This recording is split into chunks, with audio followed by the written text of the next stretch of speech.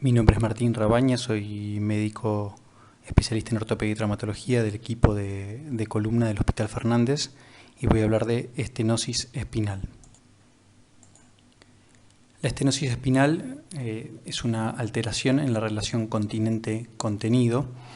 Puede ser de tipo congénita, adquirida o una adquirida sobre una congénita, es decir, una estenosis espinal combinada. Se puede manifestar a través de irradiación, como puede ser en el caso de una radiculopatía o una mielopatía cuando hay una compresión medular, es decir, por encima del nivel donde finaliza la médula, que en los adultos es la primera vértebra lumbar. Generalmente se asocia a discopatía, osteofitos, hipertrofia de las facetas, hipertrofia ligamentaria y quistes sinoviales. Estos generalmente forman parte de toda la cascada que lleva a la disminución de ese continente. Al examen físico, la estenosis cervical se manifiesta como dolor cervical local o irradiado, sobre todo a miembros superiores, asociados a déficit sensitivo y o motor, alteraciones en la destreza manual, hiperreflexia, alteraciones de la marcha, disdiadococinesia, alteraciones miccionales o defecatorias, y hay varios signos que pueden ser positivos, como el signo de Hoffman, el signo de Babinski y el fenómeno de Lermit, los cuales veremos a continuación. El signo de Hoffman, el cual es positivo en los casos en los cuales hay compresión medular, más asociado sobre todo a lo que es mielomalacia. Uno extiende el tercer dedo de la mano y realiza una compresión a nivel de la uña, y en caso de ser positivo se puede apreciar una flexión de los otros dedos de la mano. Acá en este caso vemos en la imagen el primer y segundo dedo cómo se aproximan en caso de ser positivo. El signo de Babinski, que es otro de los signos de mielopatía, uno agarra el pie del paciente y al estimular la planta del pie, en caso de que sea normal, es decir, que no haya una mielopatía, se genera una flexión de todos los dedos. En cambio, al haber mielopatía, se genera una extensión de todos los dedos del pie al estimular la planta. Eso es un reflejo, eso es un signo de la liberación medular. Otro de los signos característicos de la mielopatía cervical es el signo de Lermit. Consta en sentar al paciente y hacer una flexión extrema de la columna cervical, y al haber compresión se genera como una descarga eléctrica que el paciente puede describir, que baja por el tronco o hacia los cuatro miembros. Es característico de mielopatía cervical, de estenosis cervical. Como exámenes complementarios contamos con radiografías, los utilizamos habitualmente en este orden: radiografías, resonancias, tomografías, mielografía y electromiograma. En el caso de la radiografía no suele ser muy específico. Lo que podemos llegar a apreciar es fenómenos artrósicos, es decir, disminución de la altura de los espacios discales, formación de osteofitos, hipertrofia facetaria. Generalmente pedimos una radiografía frente y perfil. La que más información nos suele aportar habitualmente es la radiografía de perfil, donde vemos la disminución de altura de los discos intervertebrales, la formación de osteofitos, la hipertrofia facetaria. Pero bueno, son todos fenómenos indirectos, son todos cambios artrósicos lo que vemos en realidad. La imagen que más nos suele aportar en el caso de la estenosis cervical es la resonancia. En este caso es un corte sagital en T2, donde observamos la médula cervical, observamos el líquido cefalorraquídeo bien hiperintenso, observamos los cuerpos vertebrales, ligamento vertebral común anterior, ligamento vertebral común posterior, los discos.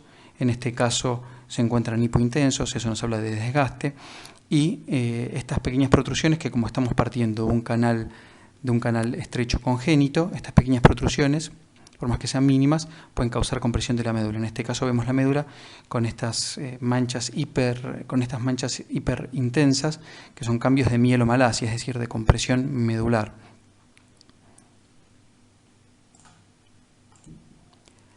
La tomografía es un estudio que mucha utilidad no tiene en la estenosis cervical, salvo en pacientes en los cuales no se puede realizar resonancia por diferentes motivos, como por ejemplo poseer un marcapasos o un implante coclear.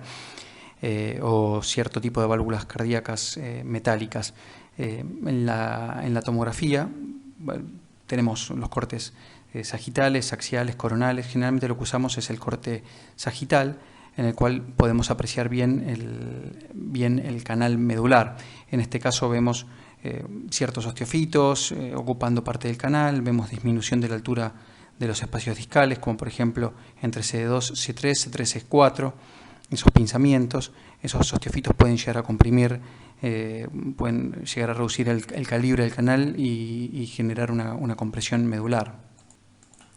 La mielografía es un estudio que la verdad no tiene mucha utilidad hoy por hoy con el advenimiento de la resonancia, pero en los casos en los cuales la resonancia no se puede utilizar y la tomografía no aporte gran información, lo que se hace es inyectar contraste intratecal y se valora con diferentes estudios. Puede ser con una radiografía, como en este caso, o con una tomografía. En este caso se inyecta el contraste y se ve el stop a la altura de C5, C6.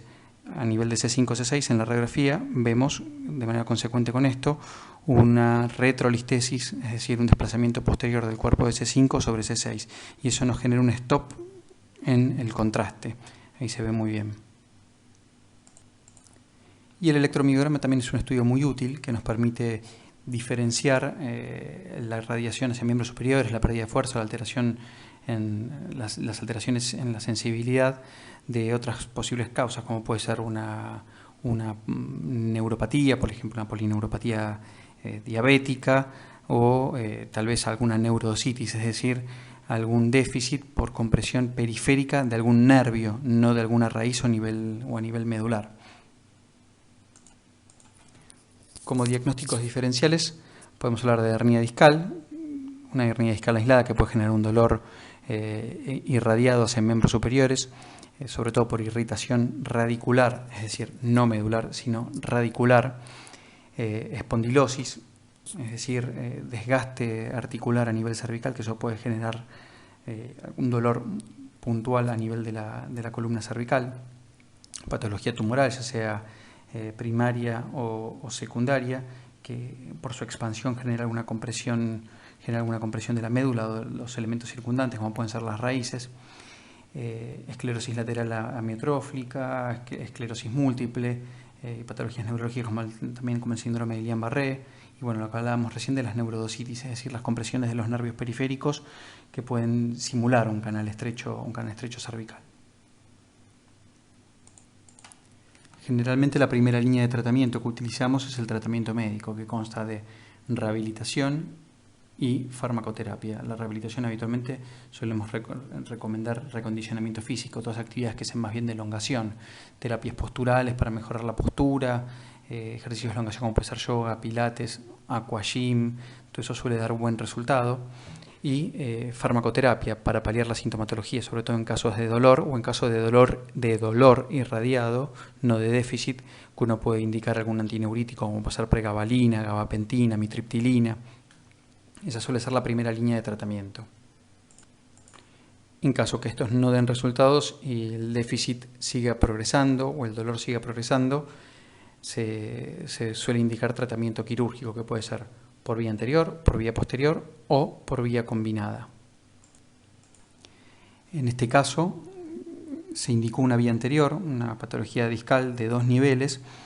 Lo que se suele hacer es, se aborda por vía anterior, se llega a la columna, se reseca el disco, es decir, se hace una disectomía por vía anterior y como uno saca el disco, lo que tiene que hacer es fijar esos niveles. En este caso, por ejemplo, se resecan 2 discos, se hace una disectomía de 2 niveles y lo que se hace es, en el espacio donde estaba el disco, se coloca injerto óseo, es decir, uno lo que busca generar es una artrodesis, una fusión de esos cuerpos vertebrales. Entonces, en esos 2 niveles se sacan los discos, se pone injerto óseo, que bien se puede sacar, por ejemplo, de cresta ilíaca, y se fija con una placa con tornillos. El objetivo de esto es que se forme como una especie de gran hueso entre esas 3 vértebras, es decir, se forma una artrodesis.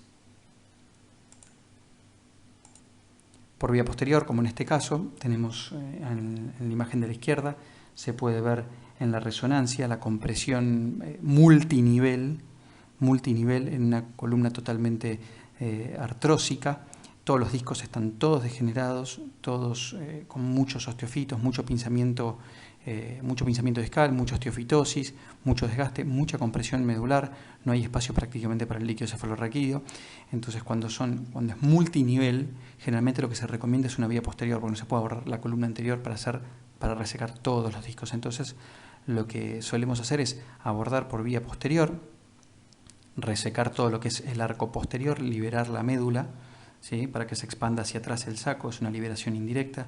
Se resecan todos los elementos posteriores, se expande hacia atrás el saco y uno lo que tiene que hacer es al liberar, al resecar todos esos elementos posteriores, se está dejando una columna inestable. Entonces lo que tiene que hacer es, de la misma manera que en la vía anterior se ponía una placa con tornillos para estabilizar esa columna que uno mismo dejaba inestable en la cirugía, en este caso lo que se hace es poner tornillos y unirlos con una barra y luego poner injerto en la parte posterolateral.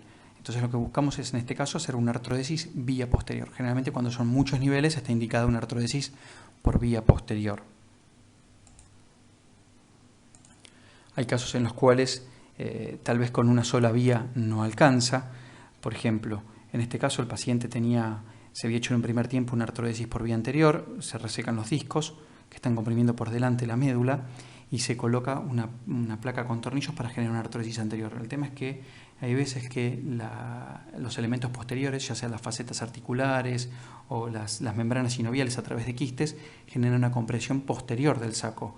Eso no se puede liberar a través de una vía anterior. Entonces, a través de una vía anterior uno libera toda la compresión relacionada con los discos y tiene que recurrir a una vía posterior para liberar esa compresión que generan las facetas y los quistes articulares. Entonces se hace primero una vía anterior y luego una vía posterior. Es lo que se llama artrodesis combinada. Bueno, vamos a hablar ahora de estenosis lumbar. Es un cuadro clínico caracterizado por lumbalgia, rigidez lumbar, asociada a la artrosis de las articulaciones lumbares, disminución de la extensión, en concordancia con lo mismo, claudicación neurogénica de la marcha, esto es por la alteración de la relación continente-contenido, están comprimidos los elementos neurales, entonces hay una claudicación neurogénica de la marcha, asociado generalmente a déficit sensitivo y o motor, atrofia muscular de miembros inferiores, radiculopatía y disminución de los reflejos. Característicamente la estenosis lumbar, si uno tiene que definir, uno tiene que dar dos características, es lumbalgia asociada a claudicación progresiva de la marcha. ¿Qué quiere decir lo de progresiva? Que generalmente el paciente que, por ejemplo, hoy yo entrevisto a un paciente que me refiere que caminaba hace 2 años 300 metros y ahí empezaba a sentir la disminución de fuerza en miembros inferiores. Si yo le pregunto hoy, tal vez esté en 100 metros y si yo le pregunto en 2 años, tal vez esté en 50 metros. Es progresiva esa claudicación de la marcha. Como exámenes complementarios se utilizan los mismos que en la estenosis cervical, es decir, radiografías, resonancia, tomografía, mielografía y electromiograma, en este mismo orden. En este caso, en radiografías, tenemos un frente y un perfil de la columna lumbar, donde podemos apreciar en el frente unos cambios escolióticos. Tenemos la columna con una desviación, con una rotación de los cuerpos vertebrales, asociados a mucha artrosis. Ven, por ejemplo, a nivel de L1, L2 y L2, L3, muchos cambios artrósicos con formación de osteofitos. Esos osteofitos que uno ve acá en la parte lateral también los vemos a nivel de los cuerpos vertebrales, con lo cual al extenderse hacia el canal alteran esta relación continente-contenido y comprimen los elementos neurales. Mucho cambio artrósico, por ejemplo, en esta columna, y bueno, y eso lleva a la compresión de los elementos. La resonancia, que es el estudio que más utilizamos para definir una estenosis lumbar, en este caso tenemos 2 cortes sagitales lumbares en secuencia T2, donde vemos el líquido cefalorraquídeo hiperintenso y vemos las compresiones, sobre todo a nivel de L4, L3, L4, L4, L5, estas compresiones, cómo están comprimiendo los elementos neurales. Recordemos que a esta altura ya no hay médula, sino que está el saco dural con las raíces, y vemos aparte los cortes axiales, también en T2, donde se ven la hipertrofia de los elementos posteriores, es decir, hipertrofia facetaria, hipertrofia del ligamento amarillo, y la retropulsión de elementos discales con la consecuente compresión del espacio dural, lo vemos acá bien disminuido, y la disminución del calibre de los neuroforámenes, es decir, donde salen las raíces en cada nivel. En la tomografía, en este caso, tenemos un corte sagital, un corte coronal y una reconstrucción tridimensional. Vemos una columna escoliótica con múltiples pinzamientos discales. De hecho, entre L2 y L3 vemos lo que denominamos neumodisco. El disco, cuando en su último estadio de desgaste se suele observar aire dentro del disco, que es lo que llamamos neumodisco, es el último estadio en la degeneración discal. Vemos numerosos pinzamientos, osteofitosis que está invadiendo el canal, retrolistesis, por ejemplo, de L4 sobre L5. Cuando hay retrolistesis, es decir, un desplazamiento de una vértebra sobre otra, nos está marcando que es una columna sumamente inestable. Vemos en el corte coronal la escoliosis que presenta, por ejemplo, muchos osteofitos laterales, en este caso entre L2 y L3. Ese osteofito lateral nos habla de inestabilidad, también lo mismo que el neumodisco que tenemos en este nivel, perdón, este es L2, L3, el osteofito es entre L1 y L2. Osteofitos también entre L3 y L4, mucho pinzamiento discal, es una columna muy degenerativa. Al ser una columna tan degenerativa, uno supone que estos elementos generan una ocupación del canal, por ende una disminución del calibre que lleva a la compresión de los elementos neurales. En este caso vemos la mielografía asociada a placas postmielografía. Se inyecta la sustancia de contraste y se ve el stop a esta altura, tanto en el frente como en el perfil, como en esta radiografía oblicua. Se ve el stop a nivel lumbar alto. Esto impresiona ser L1, L2 o L2, L3. Se ve el stop ahí, con lo cual uno infiere que los elementos neurales que pasan a ese nivel están comprimidos. Como diagnósticos diferenciales, lo mismo que a nivel cervical, una hernia discal aislada que puede generar dolor radicular irradiado por compresión de la raíz o por irritación de la raíz. Patología tumoral, ya sea primaria o secundaria, generalmente suelen ser patología tumoral secundaria, es muy raro la patología tumoral primaria a nivel de la columna. Espondilosis, como vimos en las imágenes previas, ese desgaste en la columna, antes de generar compresión, puede empezar a generar mucho dolor a nivel local. Recordemos que la clínica característica del canal estrecho lumbar es lumbalgia asociada a claudicación progresiva neurogénica de la marcha. La espondilosis suele causar la lumbalgia. Patología infecciosa, es decir, espondilodicitis, polineuropatía periférica en caso de déficit neurológico, polineuropatía también diabética y esclerosis lateral amiotrófica. Otro cuadro muy importante que hay que diferenciar es la claudicación neurológica de la claudicación vascular, sobre todo porque son pacientes que suelen estar dentro del mismo rango etario.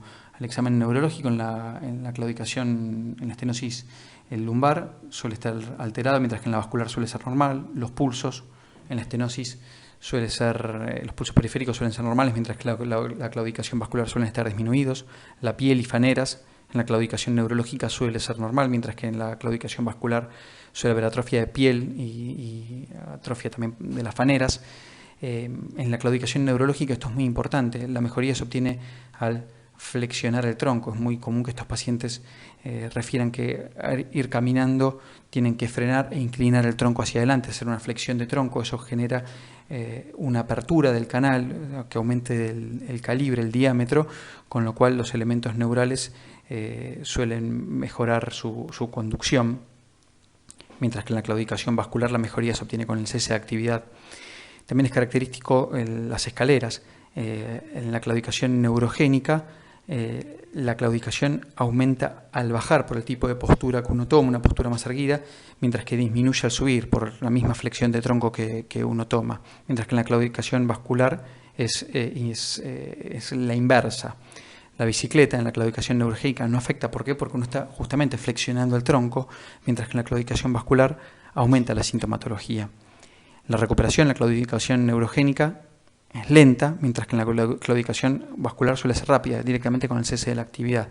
Y la irradiación a miembros inferiores en la neurogénica suele ser de proximal a distal, mientras que en la claudicación vascular suele ser de distal a proximal, lo inverso. El tratamiento médico suele ser muy similar a la estenosis cervical.